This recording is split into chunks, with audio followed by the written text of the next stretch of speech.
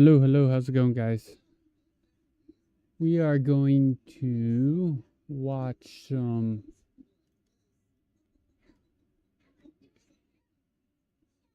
Starfield videos, unless I'm able to play now.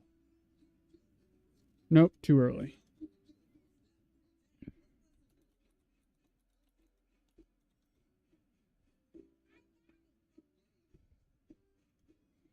So we'll watch some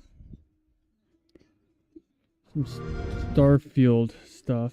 Let me do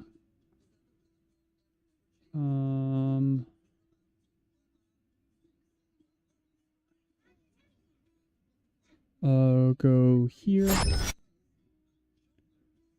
Boop.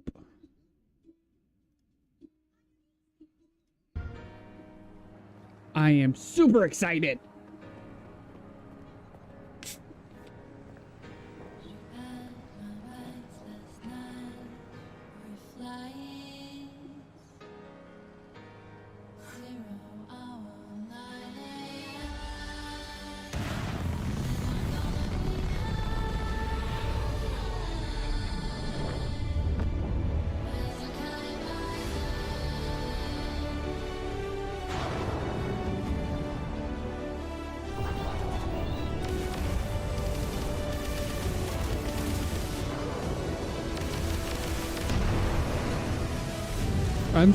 I'm like really excited for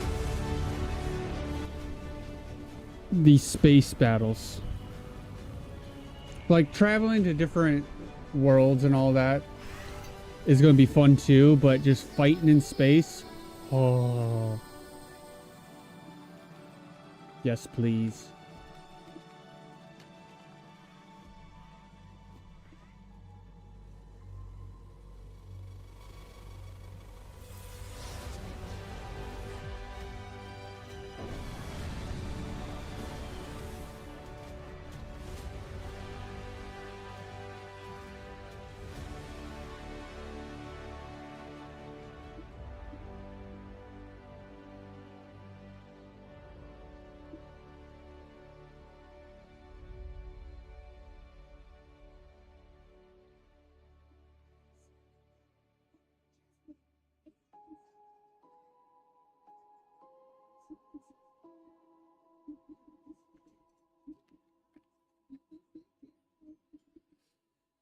All right. Let's see. Watch some interviews.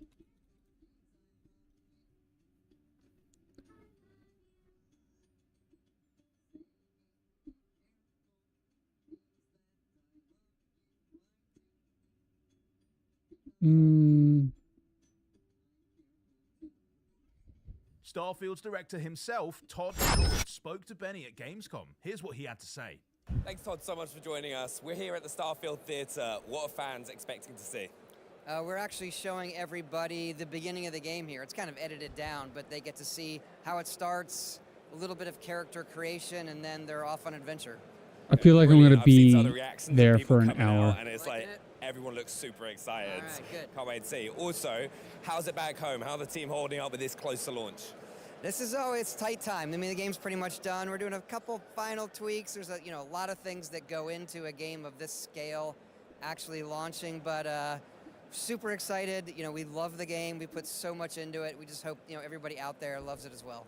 Yeah, I know everyone's super excited. Has anyone seen someone play? I know that some creators are able to play now. Well, you look at this booth, and I was wondering if mouse and keyboard is the way to go or controller. I don't think the camera can capture it. I'm kind of blown away. For us, we put a video together. It gets a little bit easier to make videos when the game is just about to come out because things are done. So honestly, our part was easy. Super exciting to be here and see the excitement from the fans. It means a lot to us. Yeah, and you mentioned the booth here is massive.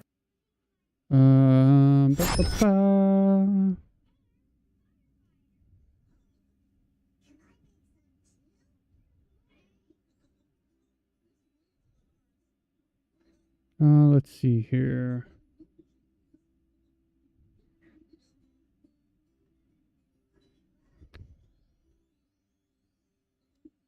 All right, everybody, strap yourselves in.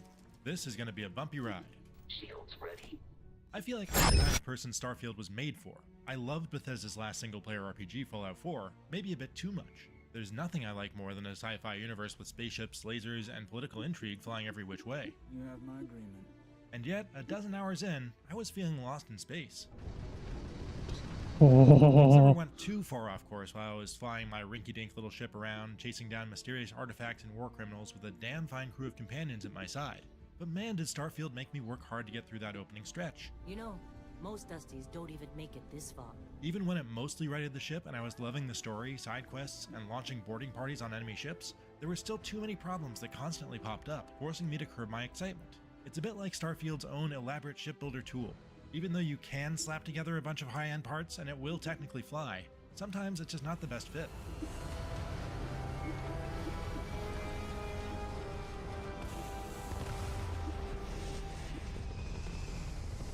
I'd expect no less, but Bethesda has built out a sprawling universe with detailed lore. I wouldn't call it especially distinctive. It's reminiscent of universes like The Expanse and Firefly, and full of references to every sci-fi movie from Aliens to Blade Runner, and of course Interstellar.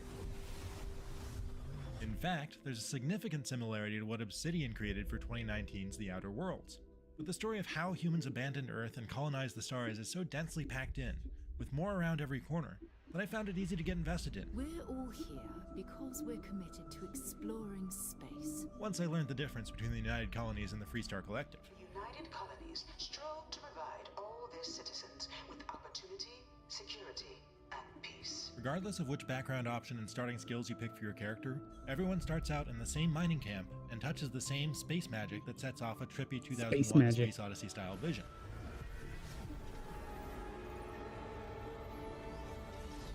But after that, Starfield is an immense game that will send you off in all kinds of different directions once it hands you the keys to your first spaceship. It's to the point where talking to others who have played alongside me has left us all bewildered. Wait, what do you mean you don't know who the Vanguard are? Wow, you didn't unlock that until level 20? You met who in a bar? Your new best friend on Neon. You can easily fall down all sorts of wormholes into extended chains of missions that take you on adventures that rival Skyrim's in scope. Even after about 70 hours, there are major quest lines I haven't even touched, and others I've left unfinished. I'm eager to go back and pick those up now that I've completed the main story. You know there's more to come. In typical Bethesda fashion, that main quest itself isn't terribly flexible in how you can resolve the situations it thrusts you into. Your options here are, for the most part, about picking whether you want to be a Boy Scout for whom a good deed is its own reward, a wisecracking mercenary who asks to be rewarded after doing a good deed, or an all-business mercenary who demands to be paid up front to do said good deed. I'll say right up front that if you're looking to get rich, this ain't the line of work for you. Oh, there are rude. a few life and death choices, and there's a decision at the end about which philosophy to embrace before heading into the final battle. But most of it is going to play out the same way because, no matter what... Maybe we shouldn't watch this one.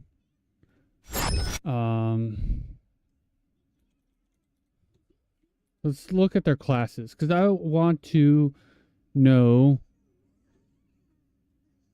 Spoiler. Okay, we like this one. You can sell the data you gather for big money, so exploration is rewarded in Starfield, making this focus a viable one. Hey guys, Datix here. Starfield is an absolutely massive game with an overwhelming amount of meaningful choices. What might be the single most important choice though is how you build your character. It's not as straightforward as picking a class and pressing go. You can't. So we can Beast Hunter, Bouncer, Body Hunter, Bounty Hunter, Chef, Combat Medic, Cyber Runner, Cybernetistic,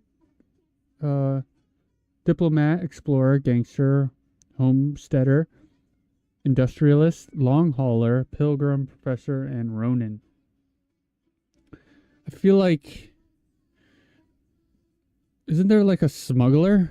You can't change your background once chosen, and you can't refund your skill points. So in this video, I aim to give you all the information you need to make the most informed decision possible without any spoilers. We'll be going through the customization, skills, backgrounds, and traits for your starting character from someone that, as of this recording, has played the game through a few times already. Timestamps are below if you need to skip to a particular section. After a short tutorial, you'll be allowed to create your character. Now, how you look is completely up to you and has no impact on the game. You can also completely change this after character creation at particular shops, so don't stress too much if you don't look perfect. This one is on the planet Paradiso in the Poroma system. For a small fee, you can completely change your face, body, and gender. Why not? Your background and traits, however, cannot be changed. Selecting a How do I go? Why not? Your background and traits, however, cannot be changed.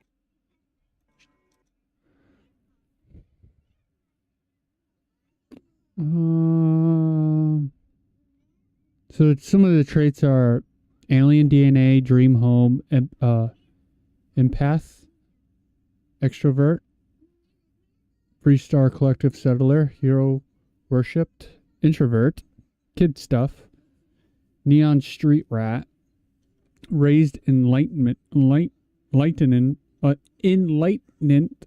Oh god, I can't. Raised a universal.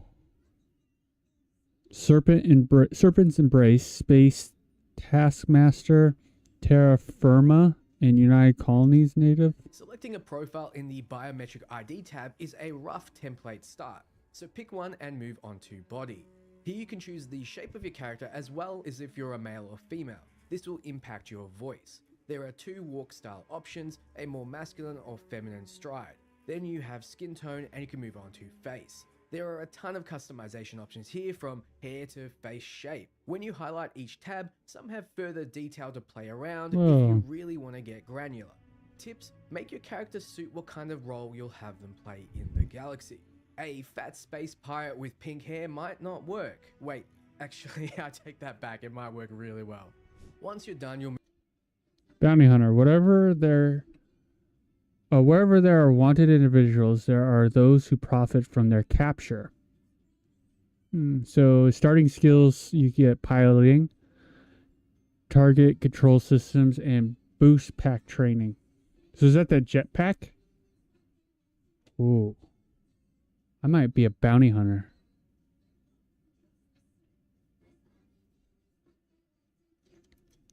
move on to choosing your background. Backgrounds tell the game what you were before this current point in time. It will add unique What's that?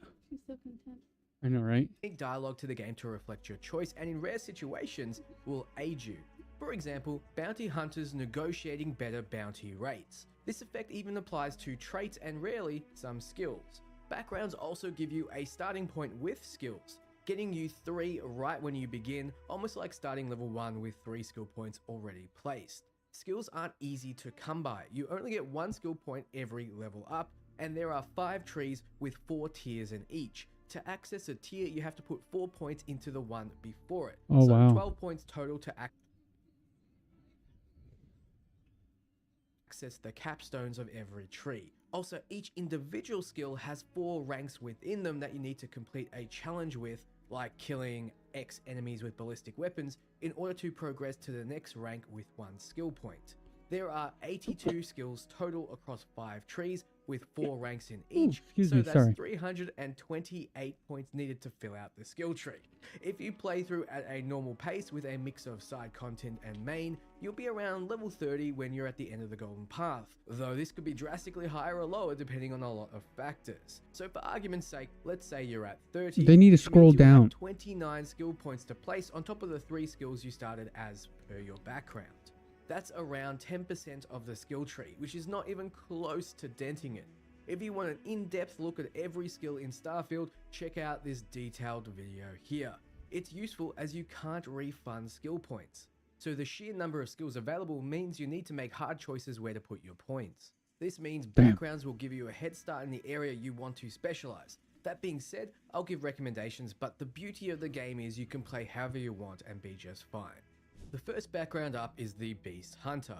Honestly, there seems to be one direction you can take it, and that's a build focused on combat and food. It starts with a combat skill in ballistics, but a physical skill in fitness and a social skill in gastronomy, which is very spread out. I recommend this background if you plan on using ballistic weapons and to play solo, as in without a companion, as having a point in the social tree will put you 1 step closer to the isolation skill, which gives you 80% more weapon damage and 120 damage resistance when you don't have a companion or crewmate. 1 point in fitness puts you 1 step closer to nutrition, which will make all the upgraded food and drink you craft 50% more effective. So this background is for the self-reliant soloist. Bouncer is the ultimate background for those who want to play unarmed. It gives you boxing, which improves your unarmed attacks. It gives you security, which is a core skill for any build, and it gives you fitness, which is another point in the physical tree, so it's one step closer to martial arts and neuro strikes, which is what you want if you want to crack skulls with your fists. Unarmed has natural synergy with stealth, so you'd pick up stealth, and since you're already heading to the capstone tier of physical, pick up concealment. Now you'll be getting a crazy 10 times damage multiplier on the already 100% more unarmed damage you're doing with a high crit chance.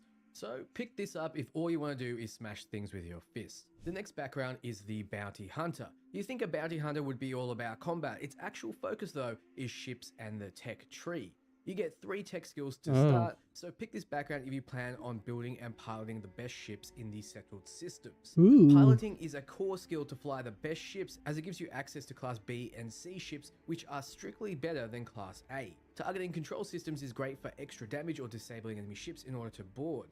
And boost pack training is core on any build. With 3 skills in tech, it's easier to get to Starship design, which allows you to install increasingly better modules on your ship. Bounty Hunter is the perfect background for those wanting to engage in smuggling, ship combat, and building. Chef is a hard to categorize background. It chooses dueling without a skill that supports it, and it chooses 2 social skills focused around scavenging without the payoff. The only route I could suggest is to focus on the melee weapons. You don't need many other points in the combat tree since you have dueling. Getting scavenging early pays off more as the extra resources you get adds up. So leave those points in social and start heading down the physical tree with stealth, martial arts, and concealment, much like I mentioned for Bouncer.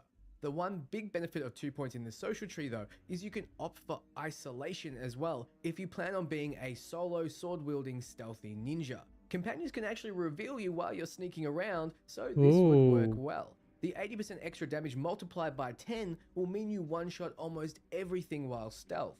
Combat Medic is next, and you might want this background if you plan to utilize combat research and modding. You start with pistol certification, giving you a head start in the combat tree, and you get medicine, which will eventually lead you into spacesuit design and weapon engineering, then chemistry, and finally the capstone, special projects. All these granting you powerful mods for your gear and weapons, as well as strong chems that help you with a range of things like sneaking, negotiating, and damage mitigation. Wellness is the only wasted point, but at least the extra max health it provides isn't useless. Cyber Runner is up next, and it's, in my opinion, the best background to use if you plan on a stealth focus. In fact, I'd say it's the best background, period. It gives you 3 very useful skills for any build. Without 1 point in stealth, you can't hide at all. The first rank adds a stealth meter, so when you sneak, you'll actually be hidden. Without it, you won't be able to steal things and unlock doors and look through computers without raising an alarm from NPCs who seem like they can't see you, but they'll certainly hear you. There are a lot of instances in the game where you want to be stealthy.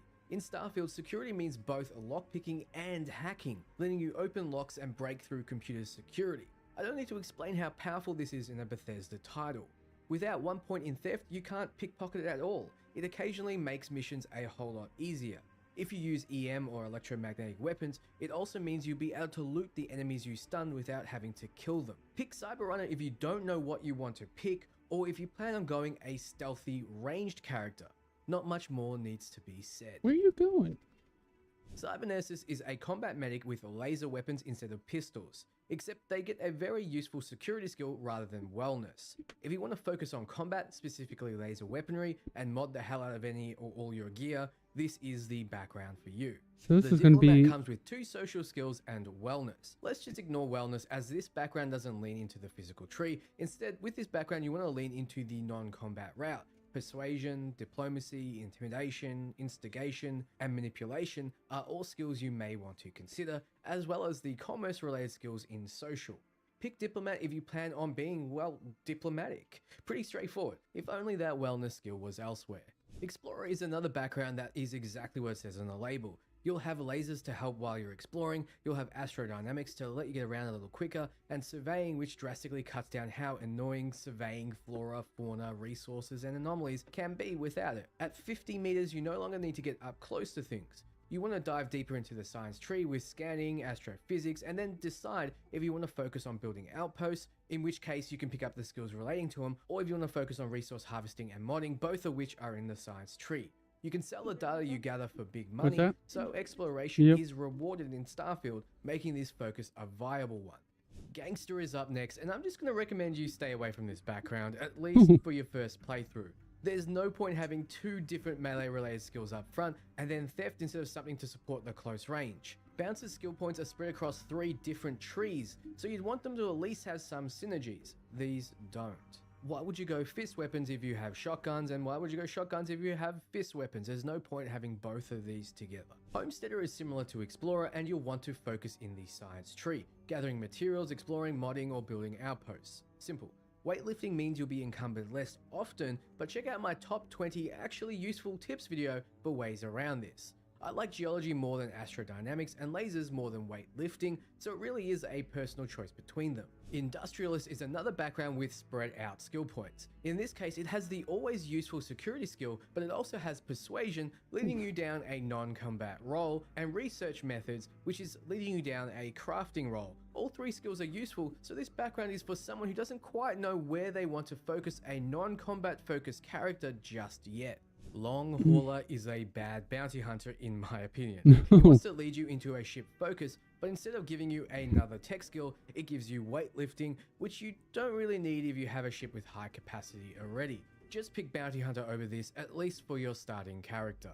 Pilgrim would be a good survival character when someone mods survival mode into the game. You start with scavenging, which helps generate extra resources as you explore, gastronomy to make use of the food items you find, and it gives you a path down the science tree if you need it. I think the best focus for this background is one that wants you to generate as much credits as possible. All 3 tools here can be used for that. You can also make your way to deception to pirate ships for more credits, and bribery to make use of all your credits. You might as well get commerce too while you're at it. Professor is exactly what you think, a background for someone who purely wants to focus on the science tree. With 3 starting points in it, you choose this over Explorer and Homesteader unless you prefer the surveying skill, which I personally do, but it's nice to have research methods from the start. Pick one of the 3 and don't look back. Ronin is, in my opinion, a better chef, starting you off with stealth and dueling. Perfect for a stealth melee focused character. Scavenging is always good to get early, but since Chef has a head start on isolation, you'd want to pick Ronin if you're planning on going down the physical tree, at least at first. Better if you still want to use companions. So Chef for solo stealth melee focused characters, and Ronin for stealth melee that can still use companions. Ironic given their names. Then we have Sculptor, and I only see one path for it. It's not as good as Professor, Homesteader, or so there's for a no focus, closest thing to Smuggler would be Bounty Hunter. Only pick this background if you plan on avoiding crafting and research and are traveling down these social and science trees purely for outpost building, in which case you want outpost management in the social tree, outpost engineering in the science tree, and planetary habitation as core. Next we have Soldier, and it's thankfully great at what you'd expect, a combat focus. Boost pack training is always good, and ballistics gives you a start in the combat tree. Fitness is the only point that isn't wonderful, as stamina won't be much of a problem for you. We have to worry about no oxygen. background has 2 points in the combat tree, so you really need to pick a background with the type of weapon you plan on focusing on up front if you plan on going down that tree. Ballistics are a good abundant choice for a first playthrough. So you'll start specializing in a damage type and a weapon type and make your way through the combat tree, ultimately picking up all 3 capstones. Space Scoundrel is a mess of a background. Like I mentioned at the start of the background selection, you'll have very limited points and you really need to focus. This has a combat skill with a non-combat one with a ship skill. If you absolutely need to roleplay a Han Solo type character, pick this background for the conversational choices it offers, and I guess the split playstyle that it offers fits the theme. The same goes for Xenobiologist. It's a bit of a mess, however it does offer lasers, so if you're interested in focusing on that weapon type as well as getting a Space Scoundrel if you want to play Han Solo, go for it. However, it's my opinion that there are better starting backgrounds, especially since it offers the frankly wasted fitness skill. Finally, we got the File Not Found background. This feels like a better Scoundrel start without the role-playing aspect. Scoundrel is locked to pistols, but pistols can be ballistic, EM, particle, or laser. Ballistics lock you into ballistic weapons, but they can be pistols, rifles, shotguns, etc. That's the choice you'd have to make when picking between these 2 backgrounds, but I would personally recommend against them both. So that's all the backgrounds, pick one and don't worry too much. You might waste some points here and there, but in the end the game won't really care. Be sure to check out my skill guide if you're still unsure what you want to pick. The next choice is your traits. Traits are game modifications that usually have an upside and a downside. You can pick up to 3 of these, meaning you don't have to pick any. You can pick 1, can pick 2, or you can pick 3. You can't add traits during the game, but you can remove them. Each trait can be removed in unique ways that I'll leave up to you to discover, and no, you won't have to murder your parents to get rid of them. So let's run through all the traits now. Jeez. Alien DNA gives you more health and stamina, but food heals less. Without investment in food-related skills, food barely even scratches your health bar. You rarely use food to heal back up, so this downside is well worth the upside unless you picked a background with gastronomy. Dream Home is also a great upside for a small downside. Homes are hard to come by early in Starfield, and having one at the start gives you a place to dump your extra resources and gear, as well as set up crafting tables. 125,000 is cheap for the extra content. Empath is a hard one to gauge because it's not often that you perform actions that companions like and dislike, and most of the time those moments are during conversational periods outside of combat. This is definitely one you can avoid, as taking up a trait slot is more of a downside than its actual downside. I mentioned the playstyle of playing solo or playing with companions, and introvert and extrovert traits go well with those focuses. They can make it so you use less oxygen or stamina when adventuring alone for an introvert, or when with a companion for an extrovert, with a downside of using more oxygen when you break that rule. These traits sit in a bucket together, so choosing one means you can't choose the other.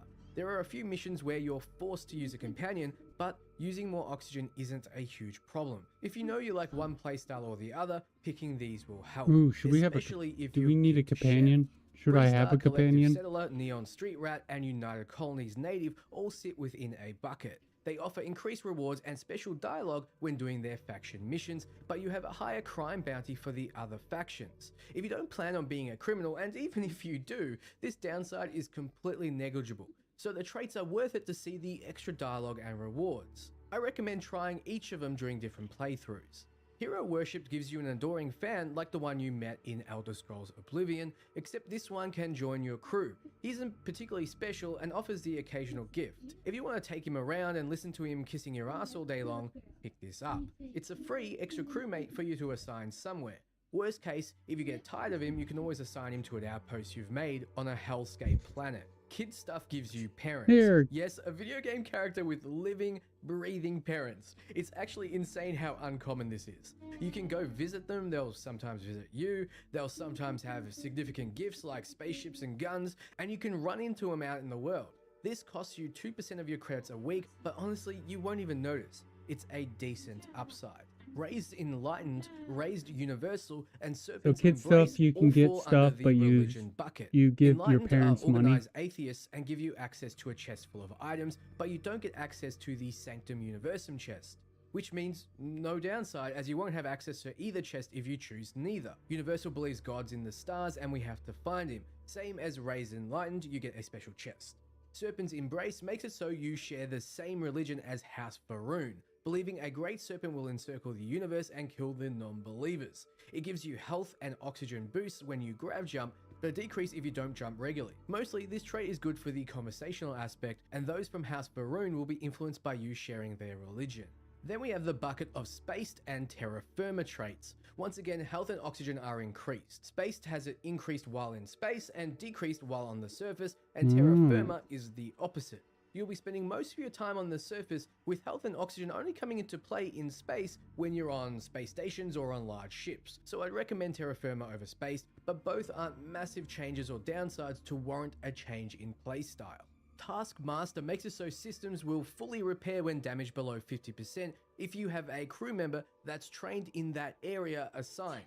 However, all crew cost twice as much to hire. It's expensive hiring crew, but you get a lot of free crew members as well, and the extra cost is offset by the upside. If you plan on crewing large ships, pick up Taskmaster. The Wanted trait makes it so very occasionally, mercenaries will show up and try to kill you. The upside is that you get extra damage when your health is low. Both are upsides really though, as mercs are easy to kill and give you ammo, experience for your levels and for your skill challenges, loot, ships and more. My only problem is they don't show up often enough. And those are the traits you can select. I recommend picking 3 to start with just to see how it plays out. Then when you come back for another character, you'll have more insight to understand just how you want to experience the game next. To wrap up, don't worry too much about your looks and body. Damn, I just sounded like a psychologist, but you can change it later. Have a rough idea how you want to build your character's skills, and select your background and traits to complement that. Hold some skill points until you have challenges complete in the skills you want. Play and enjoy the universe of Starfield at your own pace. It's that simple. And that's everything for now. Let me know your thoughts below. If you have any tips, funny or interesting Starfield related content, be sure to join my Discord and submit them. You may... Alright, now we got a little bit of information on the classes. Let's go back to some of the trailers.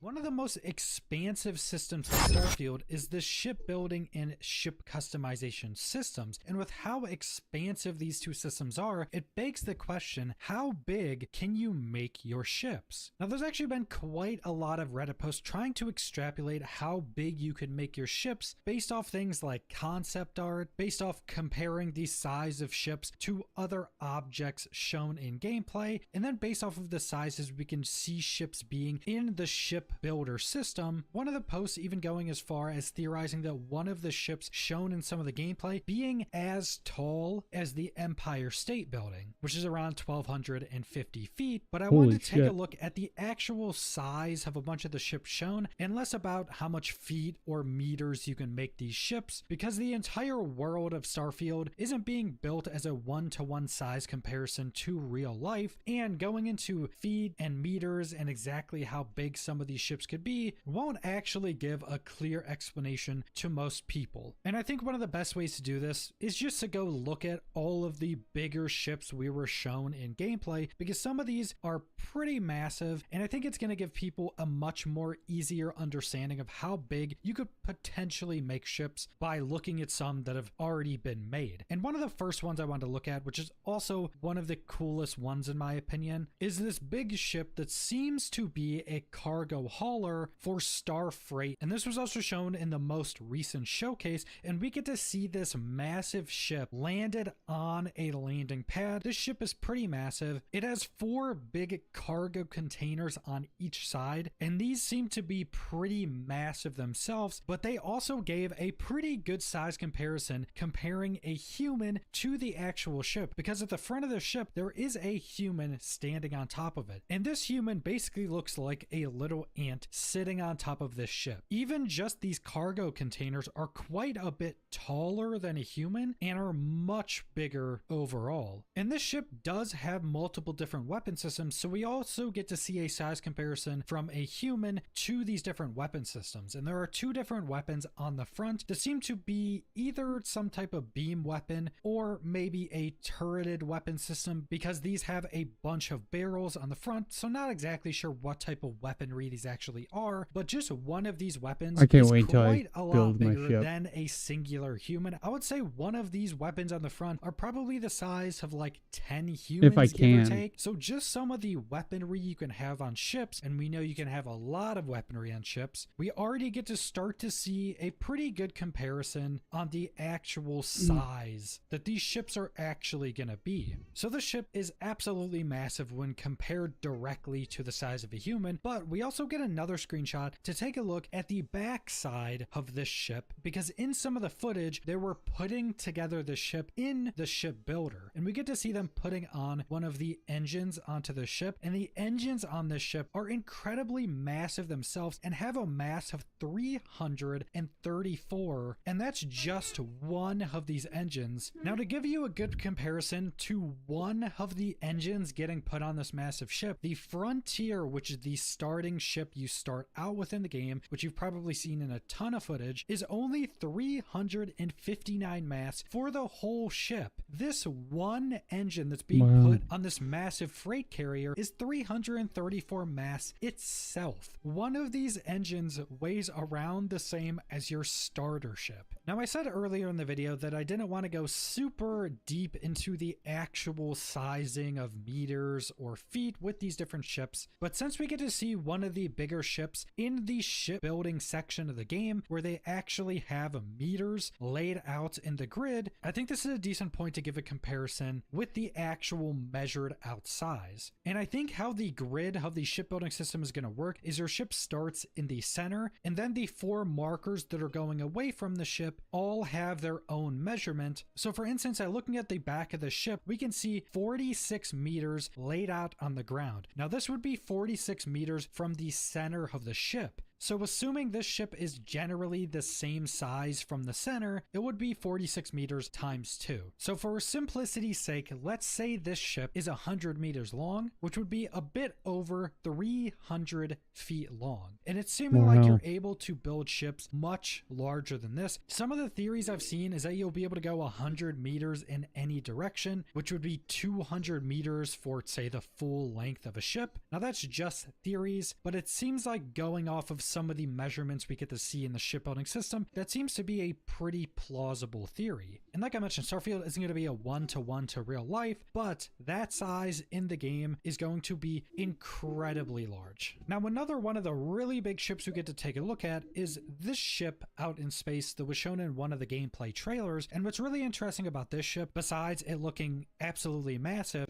look at these ships just docked onto the side of it. That one's like docked normally. This one, these two are just like not like this. Just boop.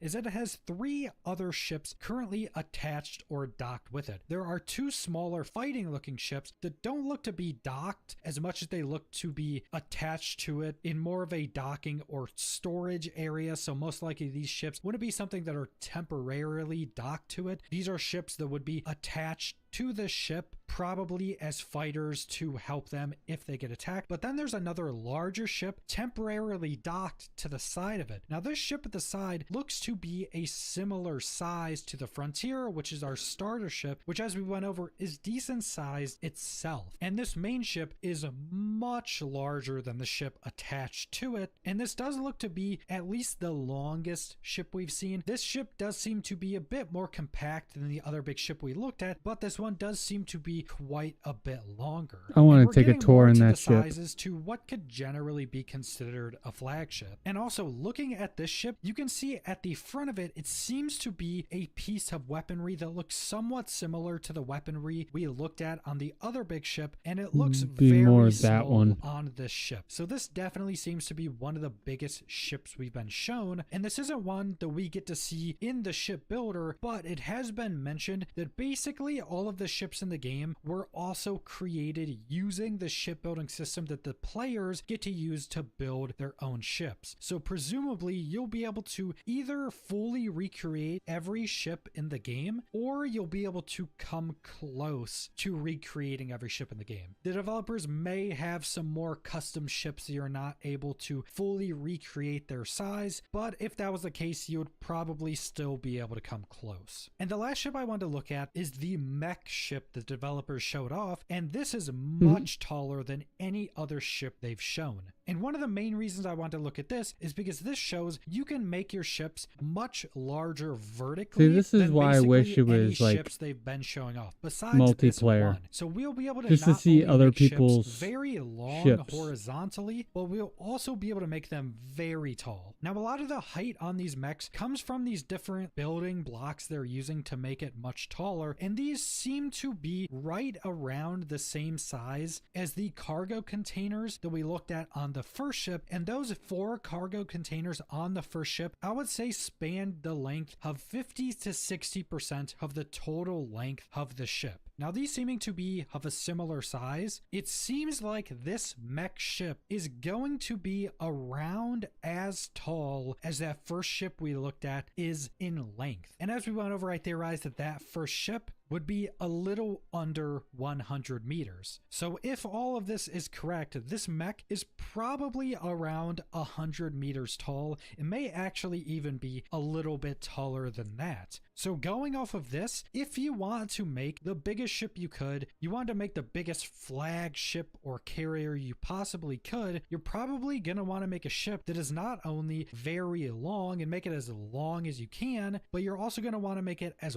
wide as you can and then as tall as you can. And I think if you were just looking for size, we're going to be able to make ships much larger than any ship they've actually shown us. Now, as we've gone over in previous videos, like an octopus. Building ships like this is going to be much more of an end-game focus feature. Todd Howard specifically mentioned that getting to these bigger ships, fully customizing these ships, getting all the best parts is going to be ridiculously expensive. So it's safe to say you're going to be able to build some absolutely massive Starfield has a...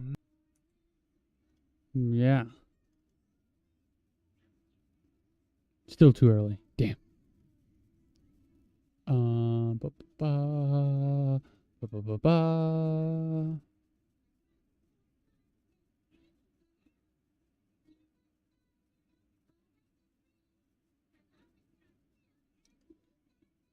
Starfield.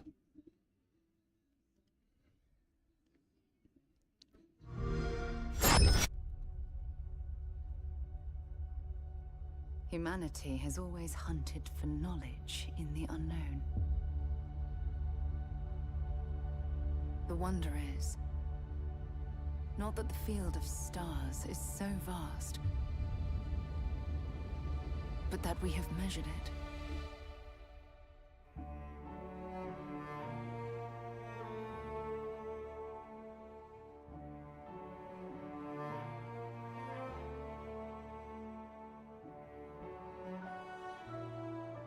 I don't know what I'm more excited for, the storyline or actually going to different planets and just being in space. We're all here because we're committed to the biggest question of all. What's out there? Nothing. Nothingness.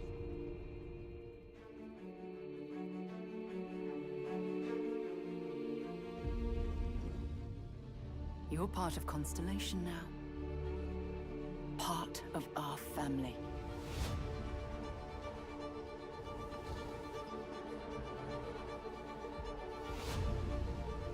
We do not fully understand all that is at work here. No finer group in the stars to be unraveling this mystery. I'll follow you from here on out, Captain. Grab jump is ready. I love this part.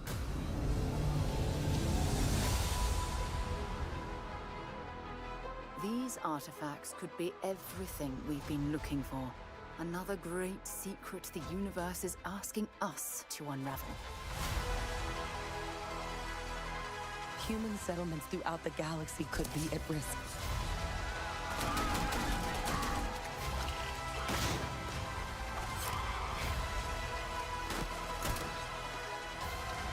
The jetpack looks fun. Stopping.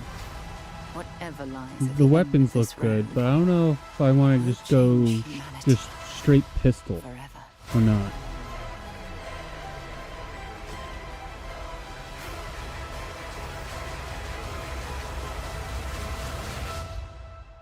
This is where we belong.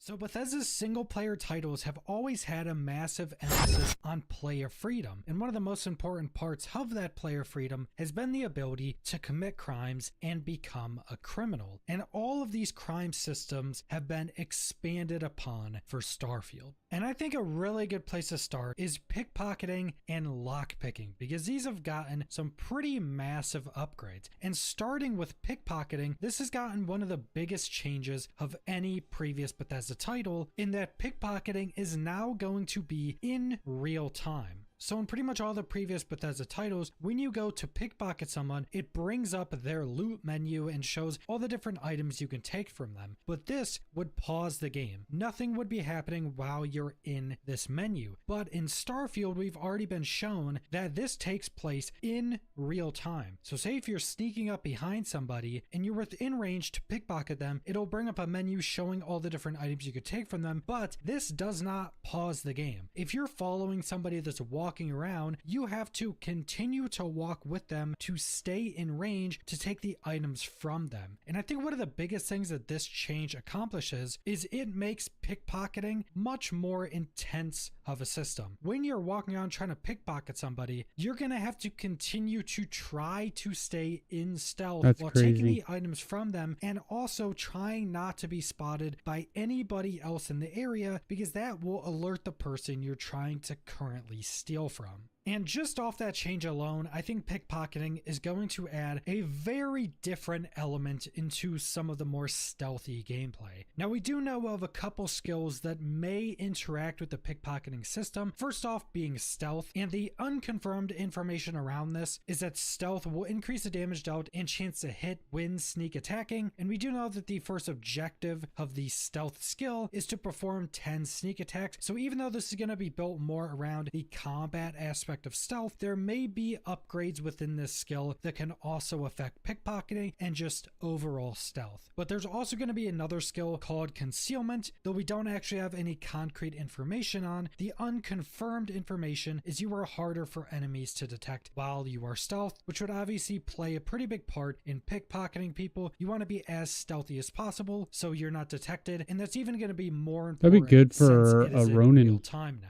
So if you're somebody that really liked that pickpocketing, thieving type of gameplay, I think Starfield is probably going to have the best version of that. And then we also have the lock picking system of Starfield, which is going to be called digipicking. Now this system does not seem to be in real time like the pickpocketing system, which makes a bit more sense because you're generally just stealing from a box. There may not even be someone within range, so having it be in real time would have a much less of an impact than in something like pickpocketing. But digipicking does seem to be pretty interesting in itself, and these lockpicking minigames are pretty interesting in Bethesda's titles. And it's going to be a completely different minigame that's unique to Starfield compared to the ones in Fallout or Elder Scrolls. And we do actually know a decent bit of information because of the security skill. And rank 1 of this is you can attempt to hack advanced locks, and you have 2 auto attempts that can be banked. And the objective to unlock this is to pick 5 locks. Rank 2, you can attempt to hack expert locks, and 3 auto attempts can be banked. Rings now turn blue when the pick can be slotted. You need to pick 15 locks for the objective to unlock this. Rank 3, you can attempt to hack master level locks, and you can bank 4 auto attempts. Then rank 4, you can expend a digipick to eliminate keys that aren't required to solve the puzzle. 5 auto attempts can be banked. So throughout this security skill, you're actually unlocking the ability to attempt higher level digipicks. You're also unlocking new mechanics within the digipicking system. So the skill does make it a bit more interesting, but it's still just going to be Starfield's version of pick locking from Fallout or from Elder Scrolls. Now we don't have any specific information on this next part. As it's a Bethesda title, you're almost certainly going to be able to just steal items from people's houses you can break into, steal items from their shops, or just steal items that are generally set around in more friendly encampments or cities. Being a Bethesda game, there's going to be items everywhere you can pick up, and that means you're going to be able to pick up all the different items that are owned by somebody else that you can just pick up and steal. This is a pretty important part of Bethesda's single player titles, and I fully expect this to be within Starfield as one of the more base ways you can commit crime. Now, while committing all these different crimes, you may get caught and you may end up in jail. Now, this is also something that hasn't been confirmed, but it does seem like there may be a jail system within Starfield in a similar way that it was present in previous Elder Scrolls games, where you could get caught and choose to go to jail, where you would either serve your time or you would have the possibility of escaping, maybe picking a lock, fighting some people, and escaping out of jail. Because we did get some footage showing showing a character within a jail cell during some of the showcases, and people have theorized that this was teasing an actual jail system, and there may actually be two parts to this. This could just be a jail system for the players, that you get caught, you go to jail, you can either just probably go to sleep and serve your time, or just try to escape. But there's also a second part that you may be able to bring people you were hunting down and bring them to prison, but we'll go over that later on in this video. Now, if you're looking to commit some thievery, we do have another system that is confirmed to be in Starfield, and that's stealing the entirety of someone's ship.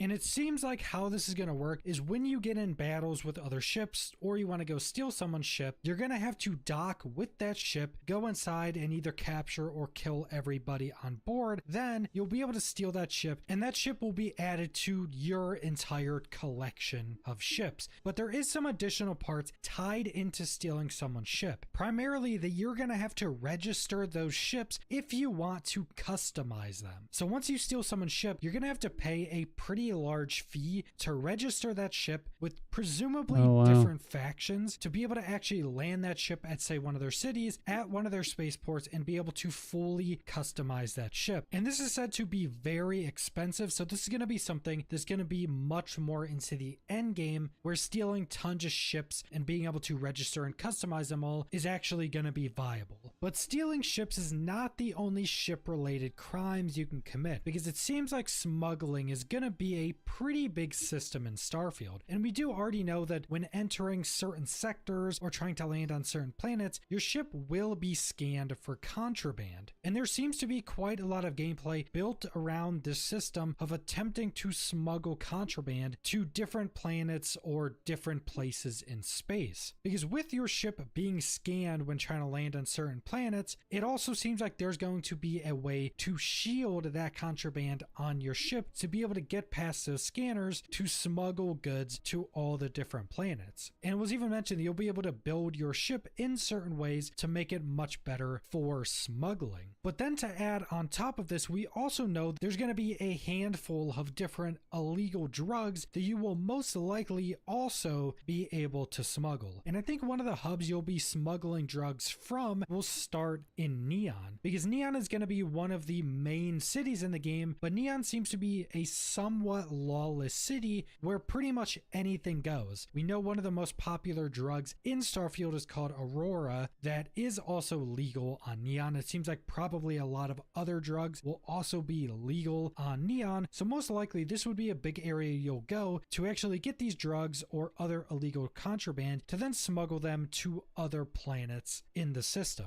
So there will certainly be a lot of content and progression when it comes to smuggling contraband, whether that be from gaining the resources you need to actually customize your ship, or from leveling up more to get more skill points to go into the skills you need to actually customize your ship, or whether it be progressing through quest lines to get more objectives or partake in more content based around that sounds like a fun Now this last section of the video is going to encompass multiple different pieces of the crime systems of the game, and this is things I would consider more combat focused crimes, specifically things like assassinations or murders for hire, bounty hunting, and even getting hunted by bounty hunters. And the first part of this being assassinations or murder for hire, and we don't really have much information on this, but I think this will certainly be a system that's in the game, even comparing this to something like Elder Scrolls Oblivion that had the Dark Brotherhood. Bethesda has always made really interesting storylines when based around this type of take that idea. sandwich. So I'm I gonna certainly have think things like assassinations that's gonna be my in the game, but that's I gonna do be my think cargo murder for hire is hold. gonna be a All piece these of content sandwiches. that will work very well within the city of Neon, and will work very well as an objective that we get from the Ryujin Corporation or from the Xenofresh Corporation. These are both corporations that seem to have their base on Neon, and since Neon is more of a lawless area, this is definitely something I could see that we pick up from these corporations, and that they want us to go assassinate people throughout the galaxy, probably to remove competition from from them. But I think the final piece of this is bounty hunting, because we actually know a decent bit of information and we know that bounty hunting is going to be in the game. The developers specifically mentioned this when talking about building different ships. They mentioned making a ship that's super fast specifically for bounty hunting. So bounty hunting is not only going to be something that can happen to you, but it's also going to be content that you're able to partake in, and you're able to go hunt down different bounties. And hopefully this is a much more complex system than this is a bounty, go kill that person, come back and get your reward. Hopefully you'll be able to either take them in. Let's see. Hold on. 1 second.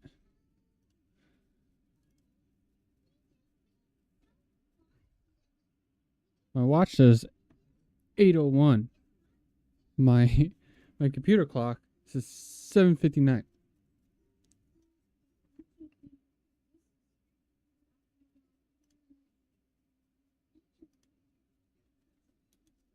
Dead or alive. Hopefully you'll be able to bring them back to where you need to bring them and actually be able to put them in a jail cell. So hopefully you'll have a lot more options. And the first thing that comes think we're into my gonna head do when bounty thinking hunter. about a more complex version of bounty hunting is basically the first couple seasons of The Mandalorian, where you can either bring them in hot or cold. And I think there's just a ton of really interesting content that they could base around that. And then on the flip side of people trying to hunt you, we know of two different things that can tie into the system. First off, we know of the wanted trait. That's something you can choose on character selection, where you'll get a damage boost while at low life, but bounty hunters will randomly come and try to capture or kill you. And then building upon that, we know there's a faction called the Ecliptic Mercenaries, which seem to be very skilled mercenaries that... Let's try this again. Too early. No. No, it's not. It's 8 o'clock. I'm confused. Hold on.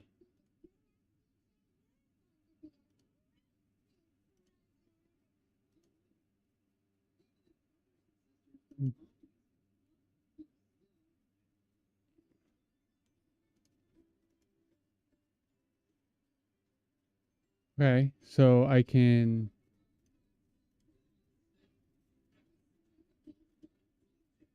Wait.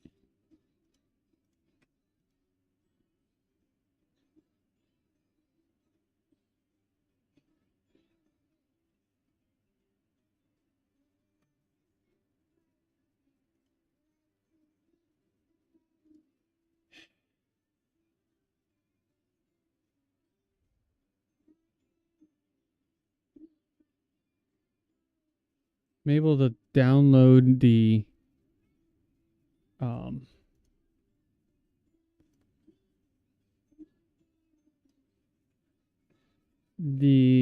art book and soundtrack. That was telling me that was early.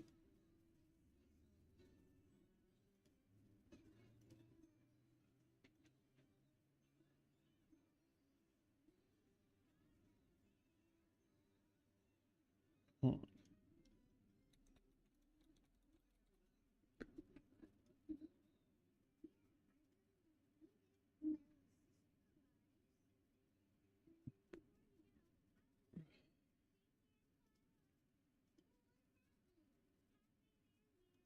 How is it too... I'm confused.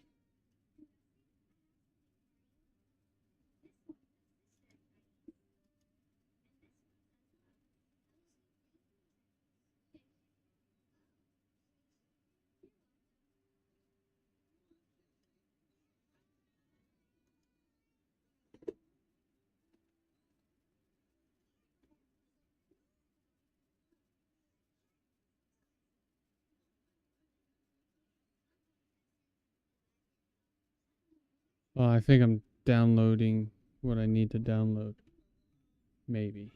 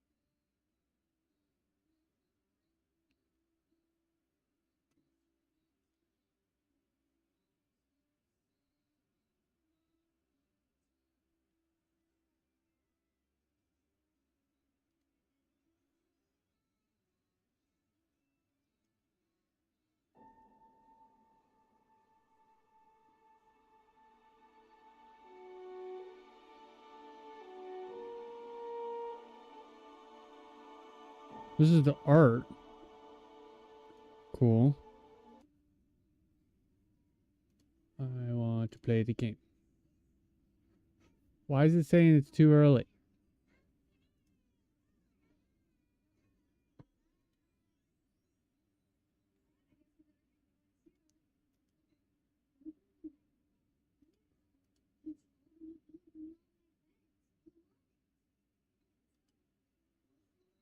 Uh-oh.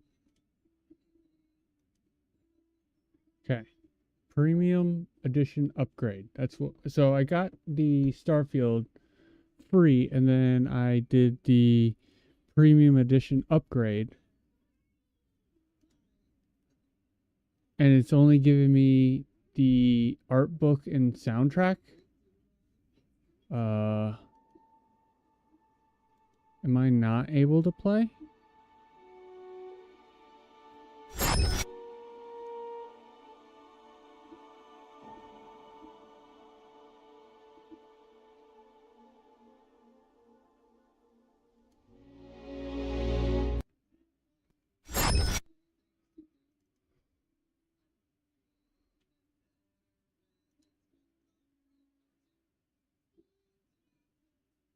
I'm confused.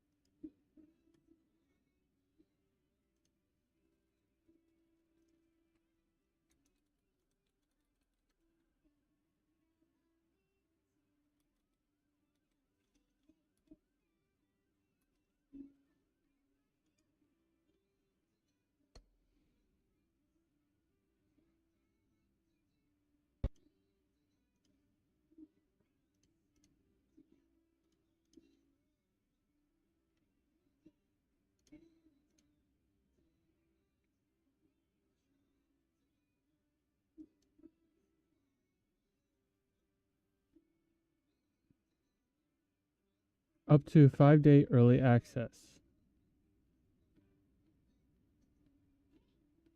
Actual playtime depends on the purchase date and is subject to a possible outage and applicable time zone differences.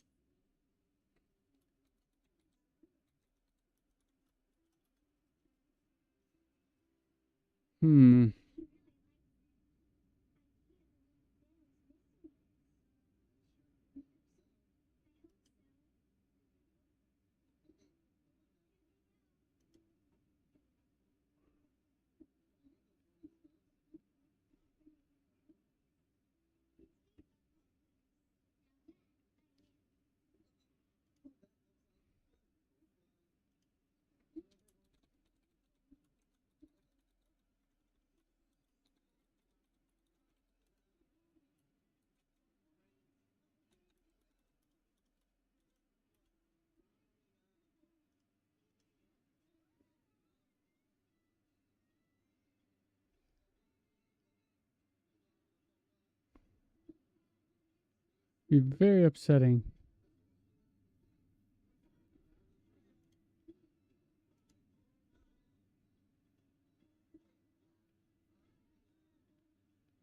Purchase the premium edition and play up to 5 days early.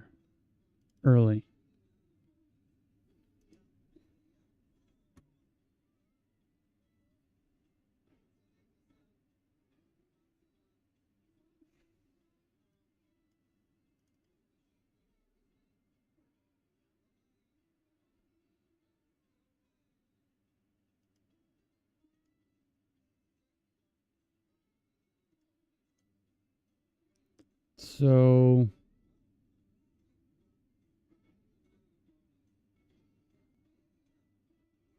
I guess I can't play it?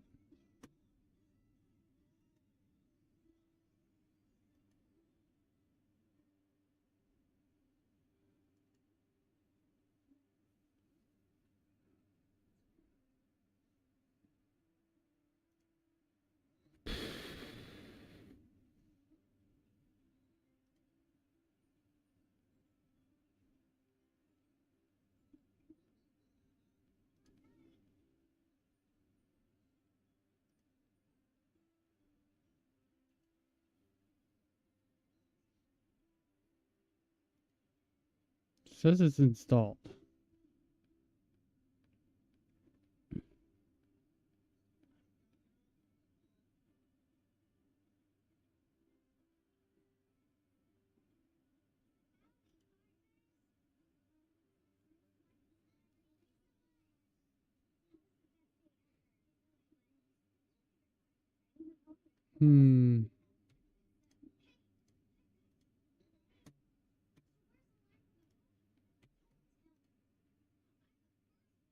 It is not early if I bought... Like, because I can... Let's take a look at this then, I guess.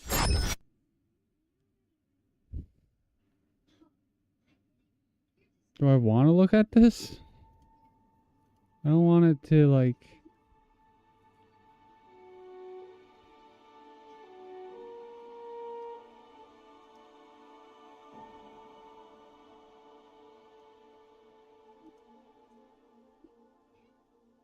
See the different ships.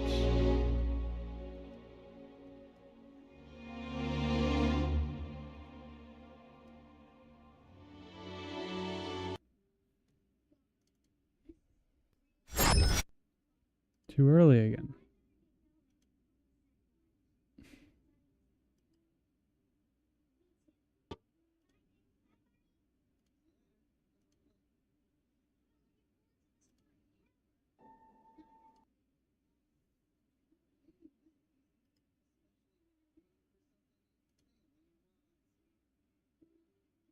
Like, the artwork and soundtrack is cool and all, but I paid for the premium edition, and it doesn't look like I'll be able to play it.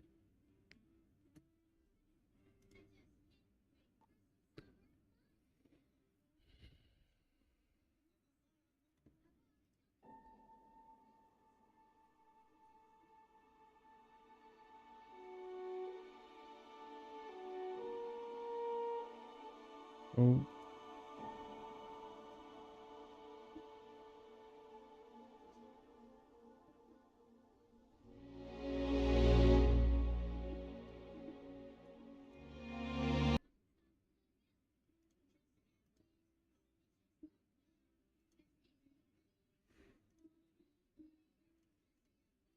And then on here it says a minute ago,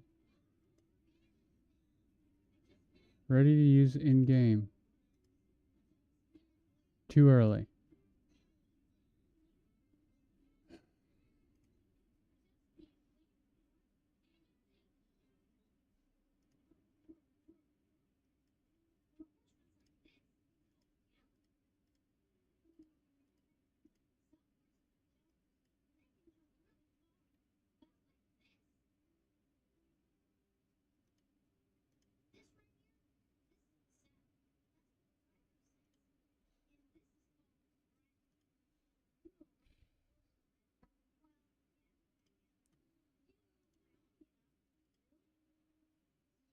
So I guess I can't play it tonight. Cool.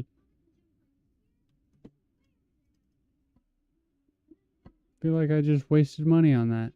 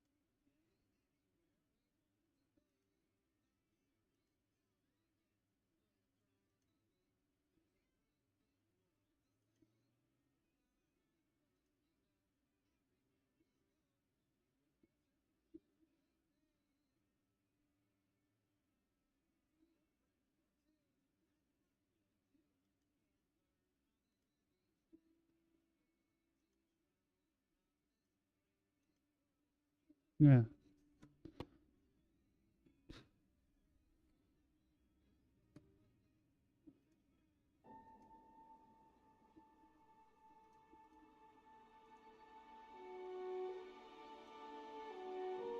It's the art book again.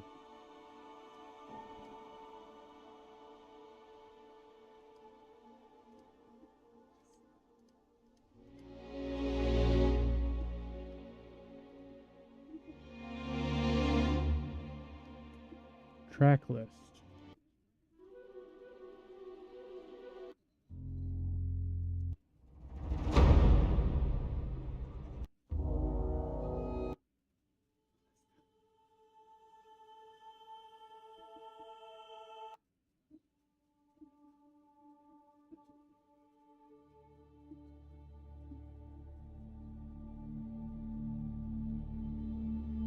There's 79 soundtracks in this.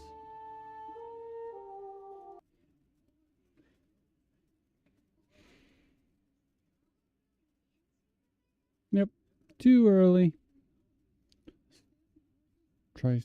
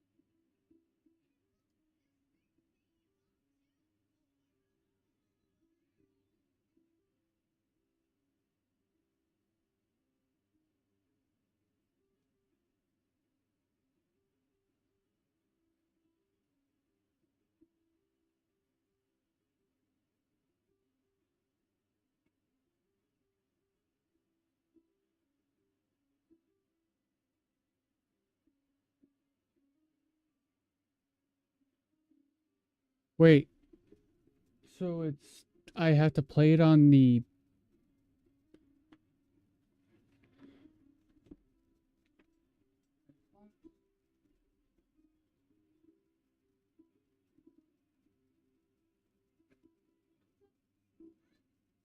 it might be only Xbox.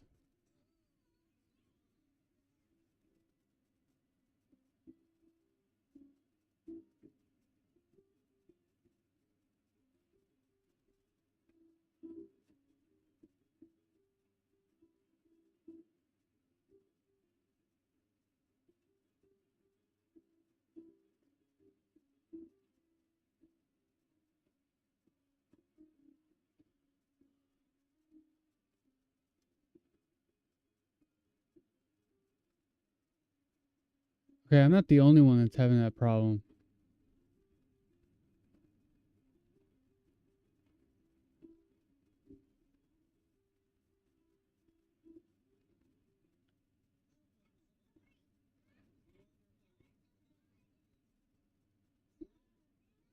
So I'm not the only one that's having this problem.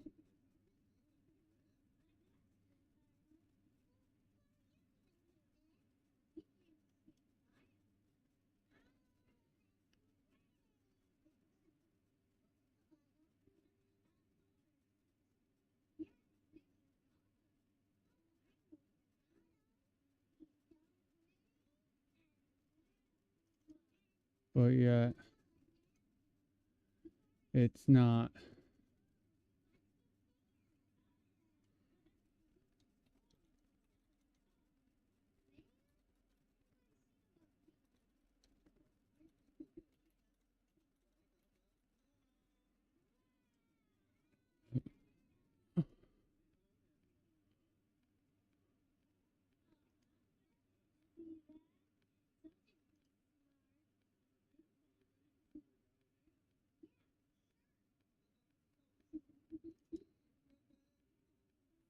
Oh wait. Oh, there's an update.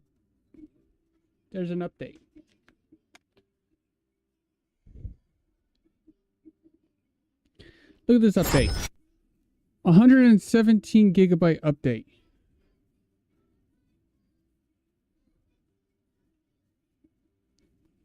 What's the point of preloading if I have another freaking update?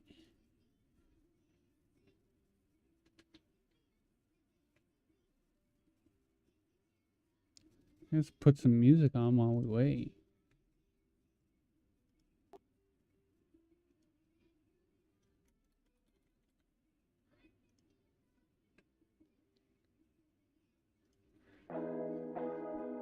And we wait until it's done updating.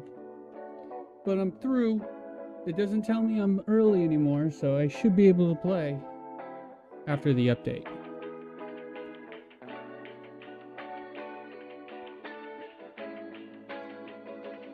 But how's it going, guys? While we wait here. I might lose some frames while I'm updating.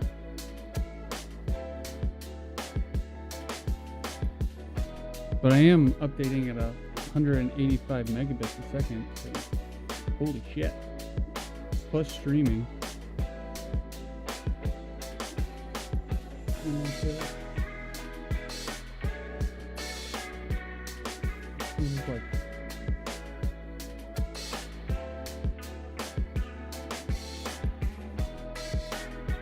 you are so comfy, Mom.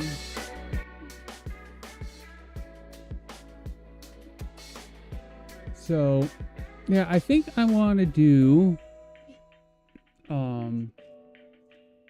be a bounty hunter.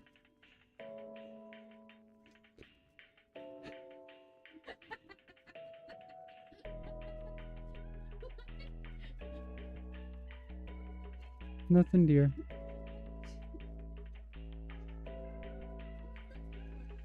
You.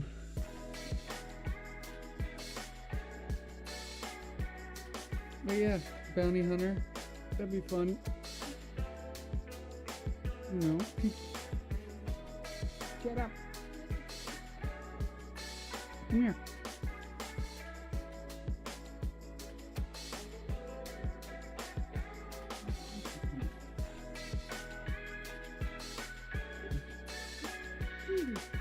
Wow.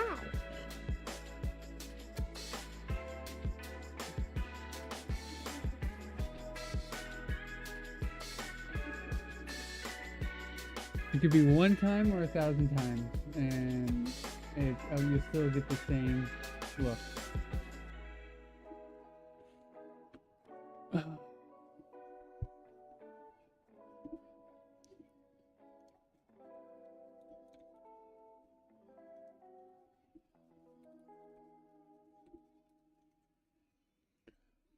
We're almost halfway there. Almost. It doesn't sound the same. What's that? Right. Yeah.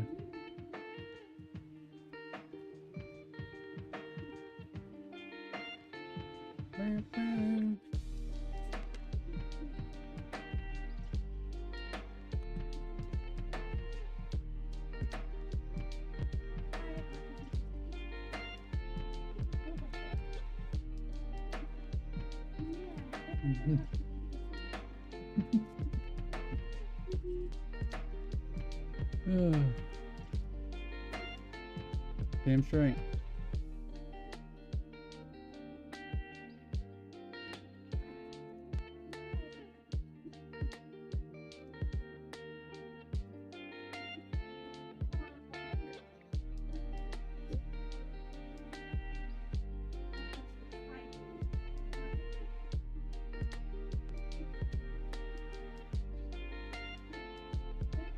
What's that?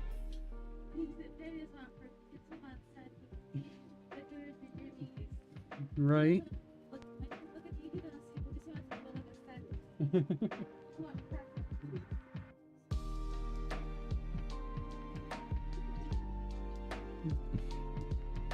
I like how she was passed out and you were still watching Bunny. Oh. Oh, okay. Is that the book you're renting? Is it good? Good. So close.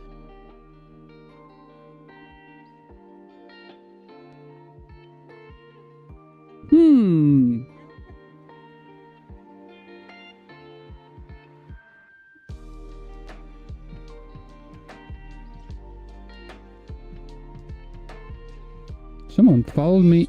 Someone followed me on TikTok. Someone followed me on TikTok. I don't know. So I'm at 126 followers. My jealous much is 5,589 views.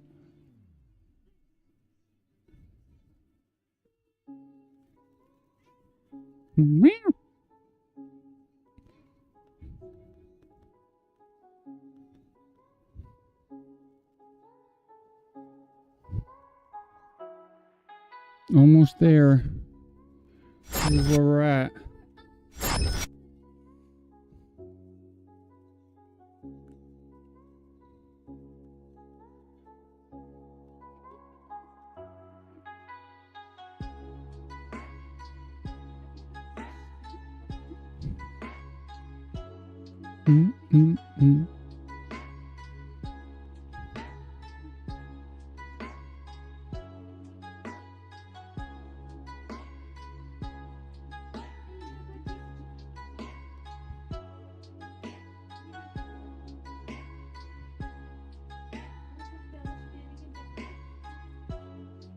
What's that? What's that?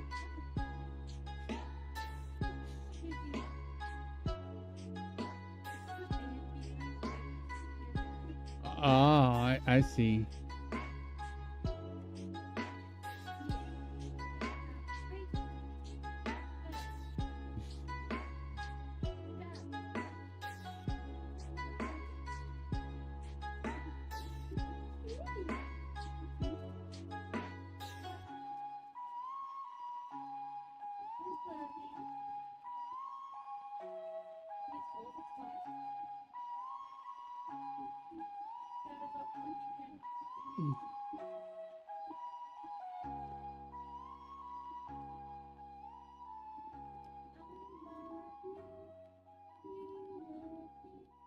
$90 gigabytes in.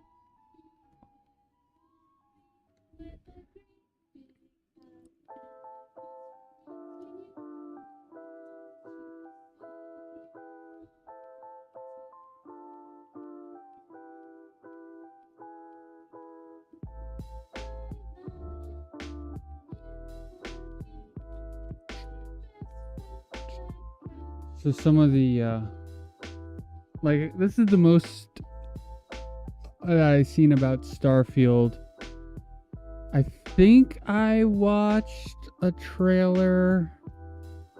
Well, I watched the initial trailer in 2018 of this when they said that they were making Starfield, and then I just like not watched any. Like at first I was like, I don't know, Fallout 76 wasn't their greatest, and I was kind of disappointed because co-op Fallout sounded so much fun, and they did it horribly in my opinion. So I'm kind of glad that like Starfield isn't co-op, but I would love to see the ships, other people's ship designs in my world. That would have been cool. To see just like Optimus Prime just fly off. I don't know. We'll see. Hopefully this is Fallout in space.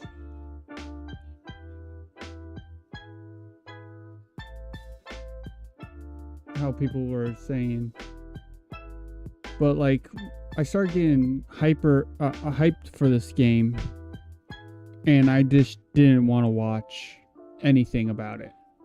So all these trailers that I've seen with you guys is almost like, I don't think I've seen any of those trailers. I did watch one streamer do a breakdown video of all like the skill trees and all that, but that's about it.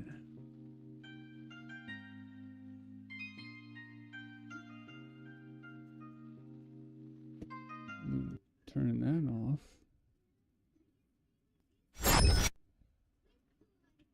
Loading in.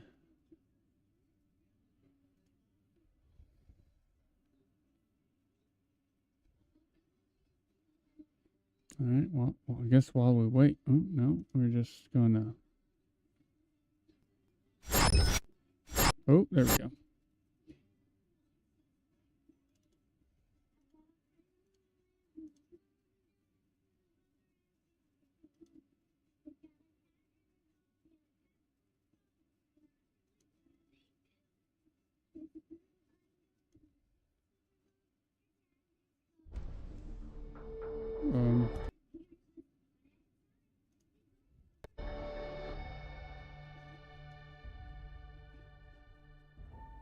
I think I broke it.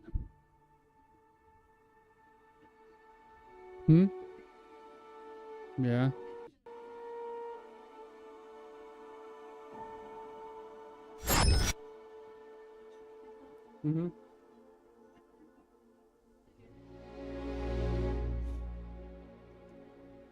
Wow.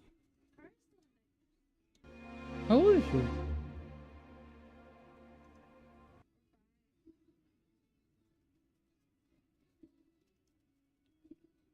Let's try this again.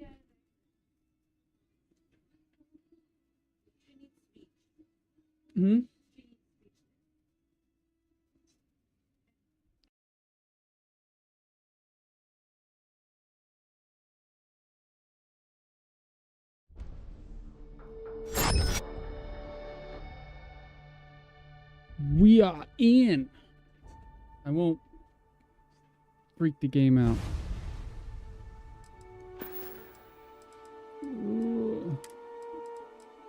Gameplay. We want normal. That can all stay. Display. Okay, it's on. So it's showing my presets all high. So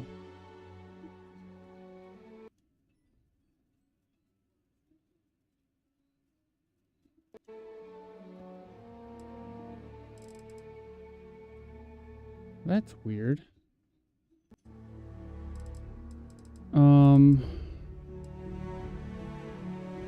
Let's see here. Their interface. Okay, controls.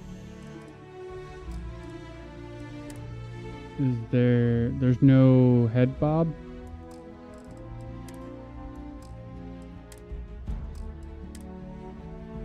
And should I be using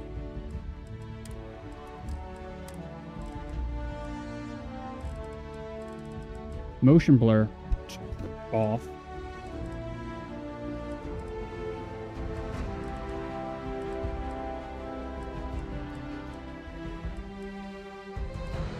I mean, we could try this and see how this goes. New game. Yes.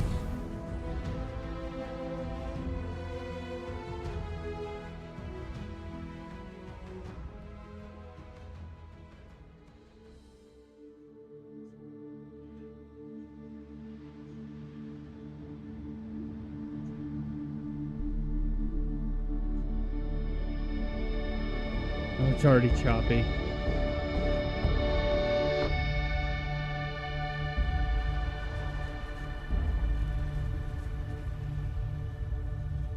Soul date, May 7th, 2330. Argos Extractors Mining Outpost, Moon of Vectura. Oh, I gotta turn down the graphics. Can I Can I? Oh, no. Seals are good. Oxygen's good.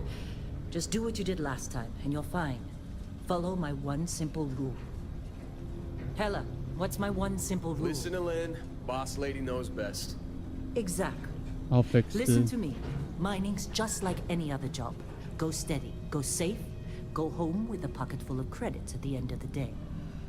Yeah, totally. It's just like, now work in the Star Dock. Except, with more cave-ins, lasers, and accidental dismemberment. Very helpful. Thank you.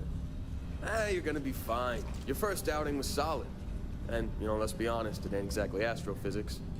That's why I keep him around. Good pep talks. Yeah, and the fact that I can pinpoint a helium deposit from 300 meters. Not untrue. Shame we won't find any down here. But the metal deposits alone should pay for our own helium. Hell, after this, we'll have enough jump fuel to bounce from one end of the settled systems to the next. Hey, more minerals, more money. And so the cycle repeats itself. Just no more unauthorized jumps in the house for rune space, okay? He's just a big baby. There are worse lives. You know, most Dusties don't even make it this far. I have a good feeling about you. A group hug now or at the end of the shift? One of these days, Hella, I am going to leave you behind. Promises, promises.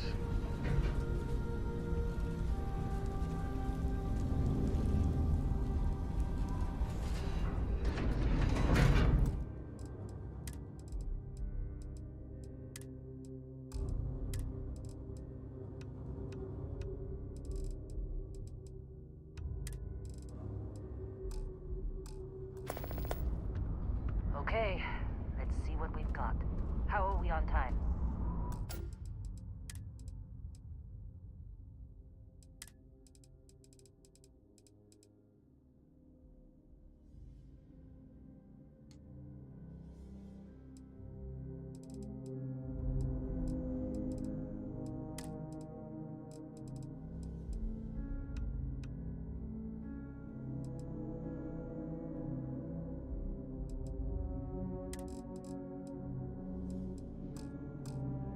A little longer. Grab some samples? Always. But not you. Check on his...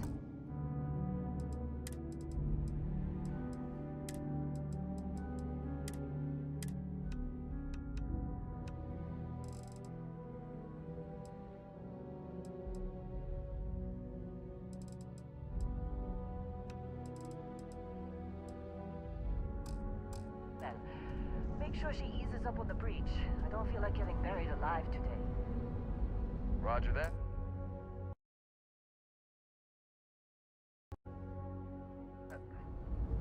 Remember, Dusty.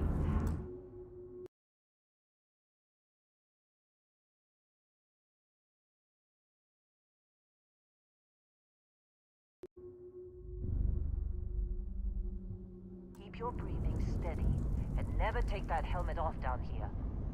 Oxygen processors don't extend this far. Yeah, because God forbid we drill on a rock with breathable atmosphere. Know what I love about working in Freestar Collective space? Fewer regs.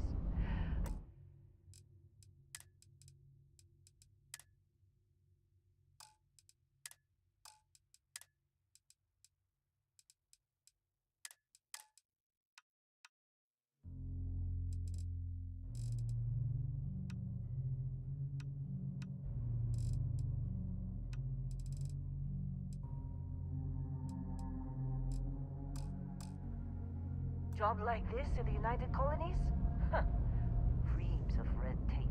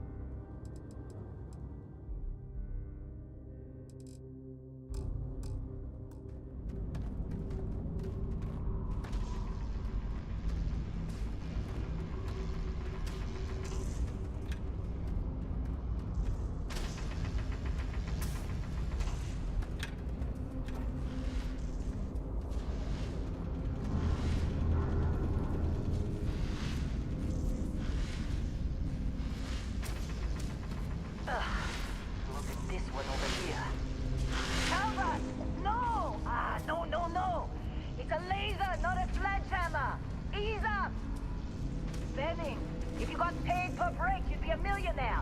Let's go! Yeah, okay.